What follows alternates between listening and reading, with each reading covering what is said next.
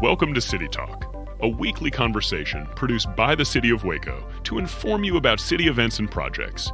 Each week, we'll bring you interesting topics with city staff and community leaders to highlight how Waco is an exciting place to live and work.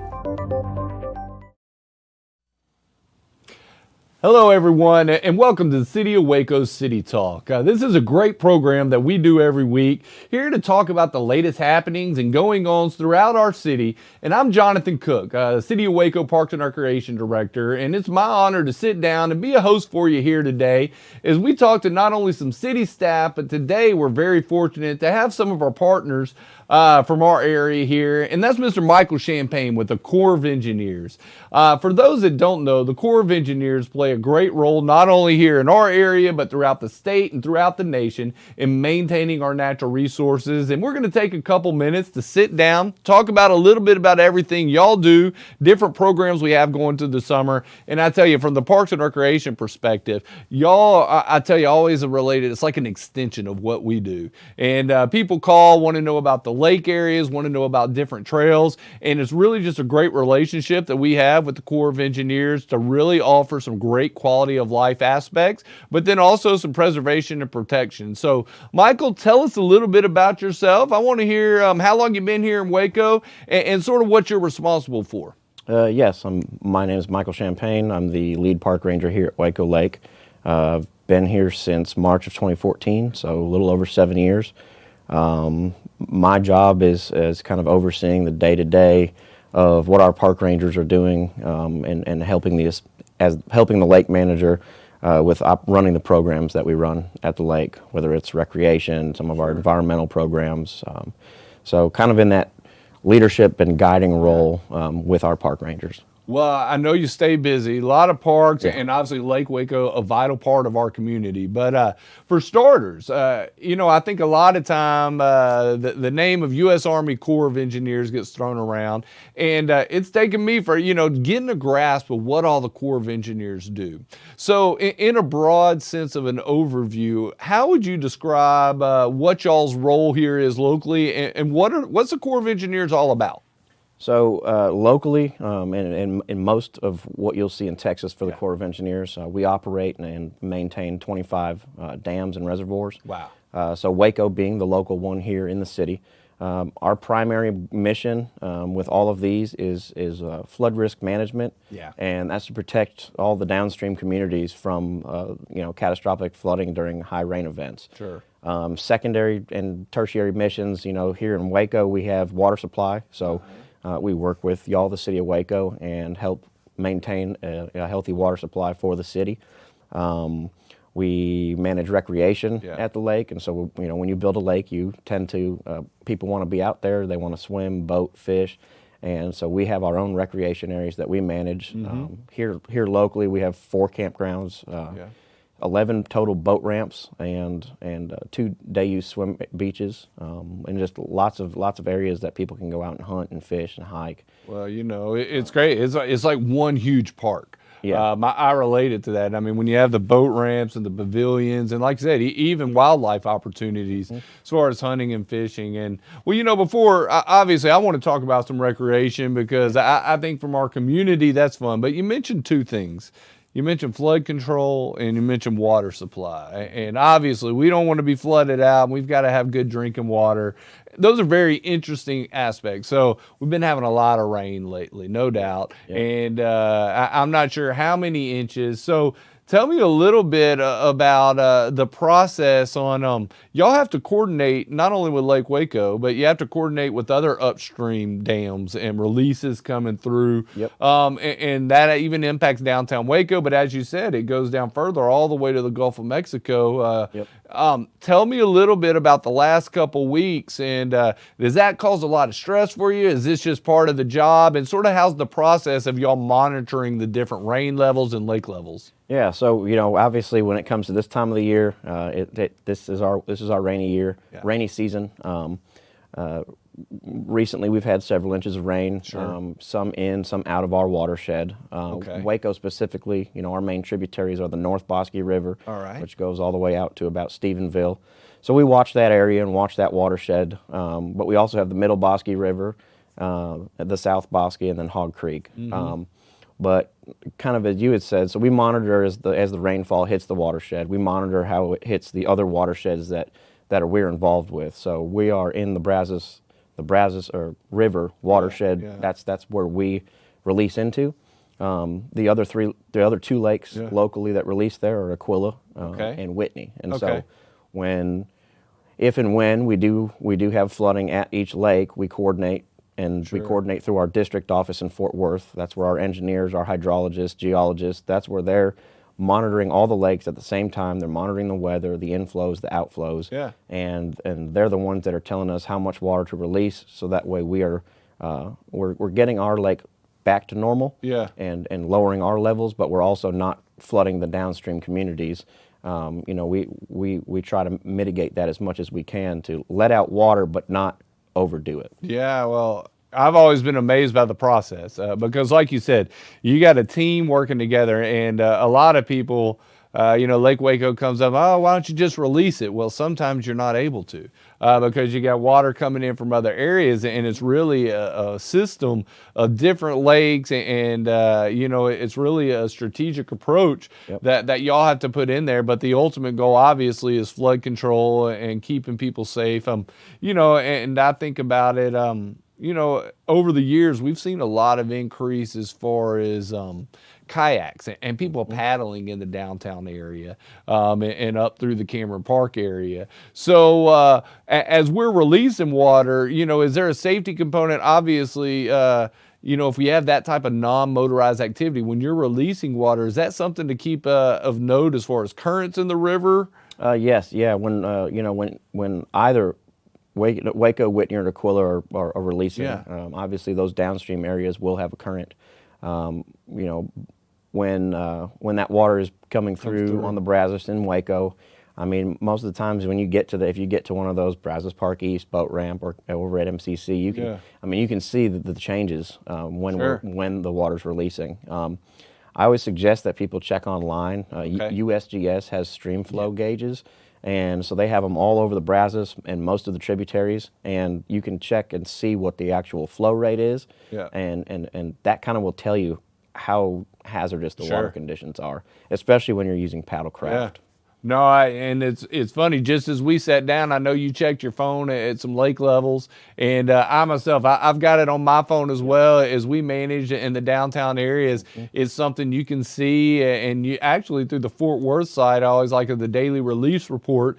Anyone can go and get that information to see how much a lake is releasing cubic feet per second, and you can really gauge. But that water safety is a very important thing for us, and I know it's one of y'all's missions as well. And as we head into the summer, obviously it's not just kayaks and as we were talking about paddle boards, you got motorized boats getting out, doing some fishing and some water skiing and recreation. But y'all operate park areas all over to where people are swimming. Love to get out in the lake and cool off.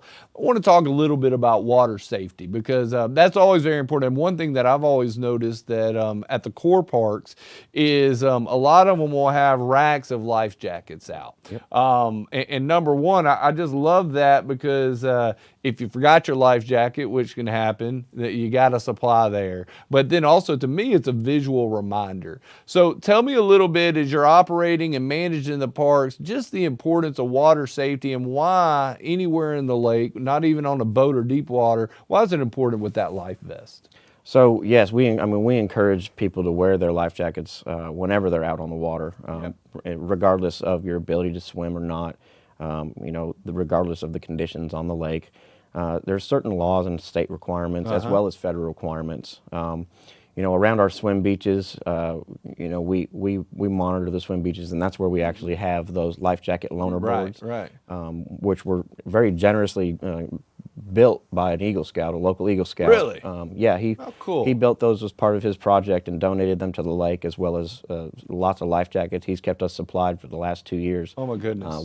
With those PFDs to keep people safe. But and we encourage people, if you ever need to borrow one, that's why we have them there. We just ask that they return them when they're done. But as far as the water safety aspect, if if you're operating like a paddle craft, a canoe, a kayak, or a paddleboard, Right. you're required to have a PFD on the vessel with you. Okay. A lot of people don't really realize that, being it's a small vessel, especially a paddleboard. They don't always think that that's a requirement, but it is a state requirement. Okay. You don't have to wear it, but you must have it on and accessible. I mean, that's another thing. Don't have it stashed away where you can't get it. It needs to be where you can get it. Yeah. Exactly. And then the same thing goes for any other motorized boat. You have to have them, and you have to have one for every passenger. They have to be able to fit. You can't just have all adult PFDs to Gotta try have to fit the kid children. size, right? Not the double X that hangs on the 5-year-old. Yeah. Yep, Okay. yeah, and then anytime you're on a jet ski as well, you have to wear it. It's not an option. It is a state law. It's federal. When you're operating a personal watercraft, you have to not only have it with you, but you have to be wearing it. Right. Some of the other things that we kind of see with the personal watercraft, there's a lot of extra rules with them. Some issues we have are they're really fun, they're fast, they're flashy, and people like to go out and they like to go fast. Well, people need to realize that there are also state laws and federal laws that go into that. So one of the ones I wanted to talk about was the 50-foot rule, as we call it. Okay. And so if you're on a jet ski and you're going what we call wake speed, so not idle speed, when you're up on plane or you're at wake speed, you cannot be within 50 feet of any other jet ski, stationary object, person, or other vessel, or even the shoreline. All a radius of 50 feet Correct. around. You need to keep at least 50 feet away from everything, and that's for your own safety as well as other safety. So, if you're going to be taking off from the shoreline, you need to idle out at least 50 feet before you take off, and that's really it really helps to keep, make sure that you're visually making sure that the area is clear. It keeps from being too close to somebody and having accidents. You're not allowed to go and get really close to somebody and jump each other's waves and that kind of stuff. And these laws are there for a reason, to keep people safe, because we do have accidents that happen. Well, and I tell you, and it just goes back to kids and adults. I mean, and you see that a lot sometimes. I mean, if you're swimming, you get that wake that'll come washing ashore, and that's something with small kids. But I like to get out and kayak, and unfortunately, especially in the summer, you'll hit that wake and it'll bounce you up and down. And I think that is very important. And I think it's a little bit, if you're having your vest on and if you're out in the water and swimming, but at the same time, if you're operating a motorized vessel such as a jet ski or a boat, that safety, be courteous to others. And I always say, you got to give other people the right of way. And it's just and we see more and more, it seems like,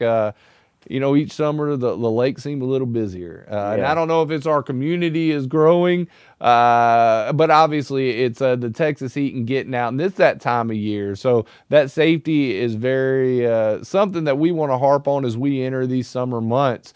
And I tell you, you just never know. It's like with the lakes, and we mentioned it, if you're out, and getting in the water, unfortunately, you're not seeing what's down there. And there are drop-offs at Lake Waco and submerged brush, just like with the flood. As rains, we have different vegetation, I'm sure, that washes up in certain areas. So when the lakes are up, and especially times like right now, we're a little bit high. We're about 0.8 of a foot high, which is not really much to worry about. What we encourage people to be wary of is when the rivers are flowing, you do have a lot of debris that flows down the river into the lake, and if you're not seeing it, it's not normally there. If you're traveling at too fast of a speed, you run the risk of hitting it and putting yourself in danger. But one other thing I wanted to say with the water safety and boater safety is, I encourage everybody to take a boater safety class. It's I think $11 online. It's a really good class. It gives you everything that you'd need to operate a boat or a watercraft. But the other thing is, if you were born after September 1st, 1993, it's a state law and requirement that you must have it if you're going to be driving a jet ski or a boat. You have to have that boater's education, and you have to have proof of that with you. It's a lot of people still don't think that they need it, and I know that the game wardens also encounter this quite a bit. Is when they stop somebody, or we stop somebody who's not following the rules, it tends to be part of the reason is they haven't taken the class yet, and that tends to be a pretty common occurrence. So and awareness is everything. I encourage everybody for $11 to take that class and have the certification. Yeah. Whether you're born after September 1st, 1993, or even before.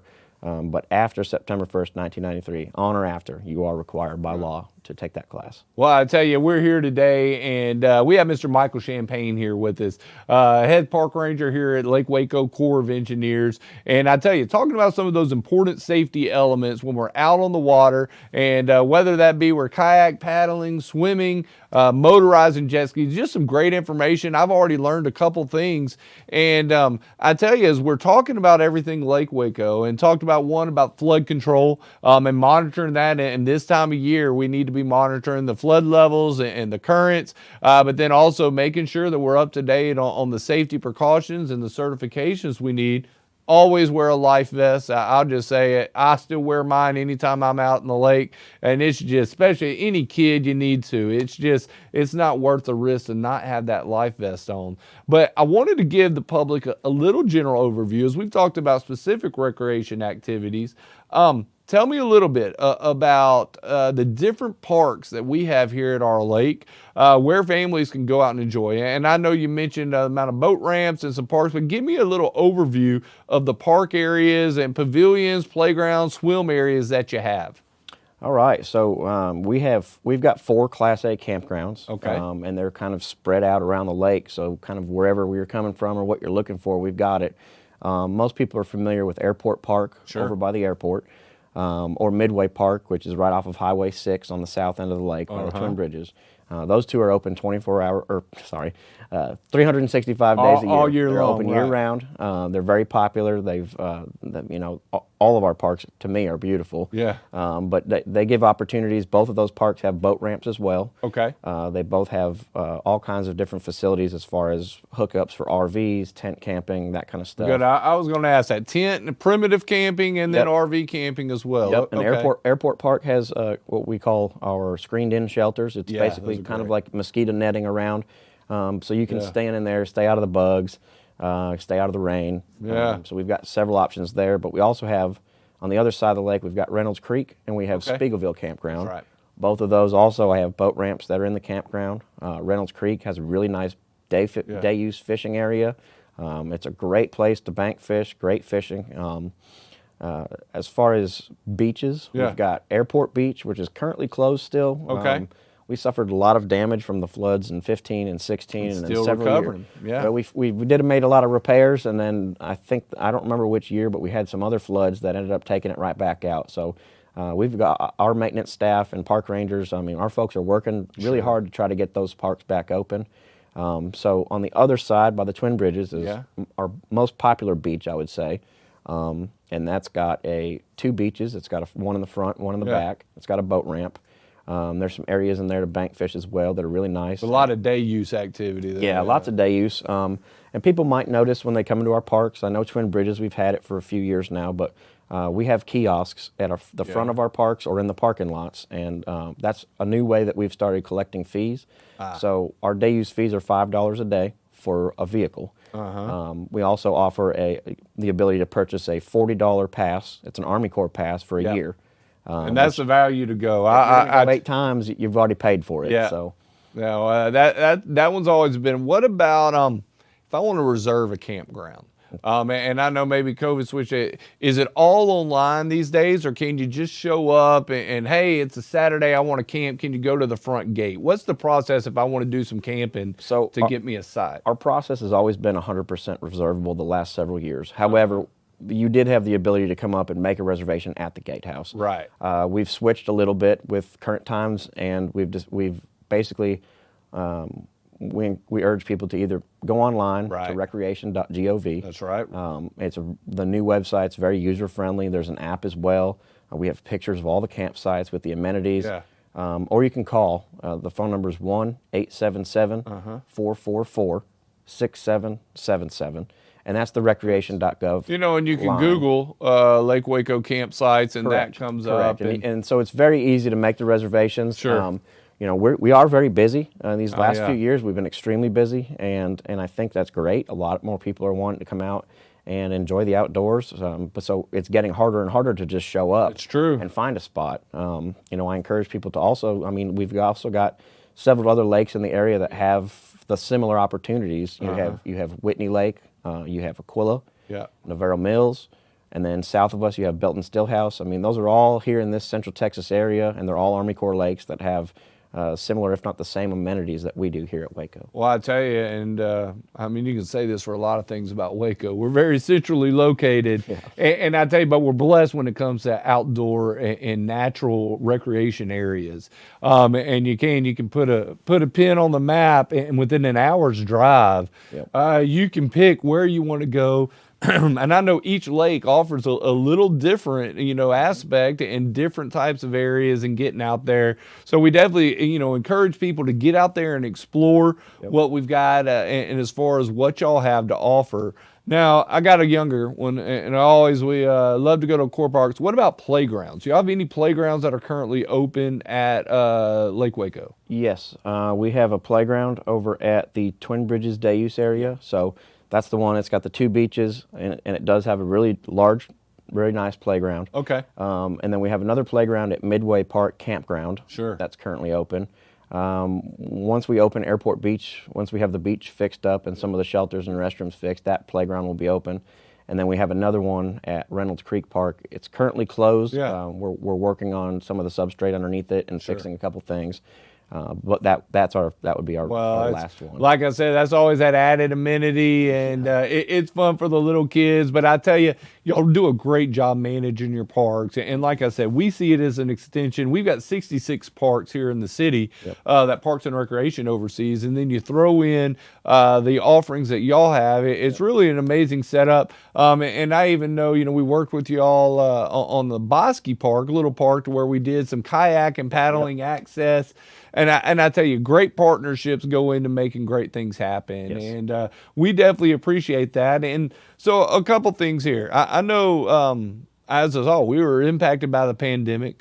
We went through some closures, and then we're having some natural areas. So in regards to your pavilions and playgrounds and campgrounds, we are all open except for the flooded areas. I just want to make sure everything y'all have got as far as we're open back up to the public, correct? We have everything right now is currently open to the public, with the exception of our two day-use group shelters. So Group there's shelters, yeah. one at Airport Beach and one at Twin Bridges. Yeah. I don't have any guidance as to when that'll open up.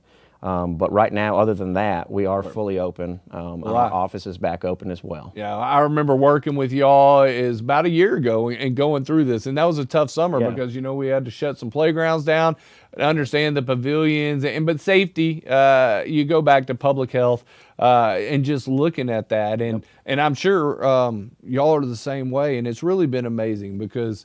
We saw it as people, number one, they just wanted to get outdoors and be themselves. But it seems, and we've noticed this, park usage, the number of people inquiring about different outdoor activities, camping, you mentioned it. I mean, they're full up, boating. Those are activities, I think, if there's a silver lining to everything that we've had to go through with the COVID pandemic, it's an increased attention of people and really a desire to get outdoors.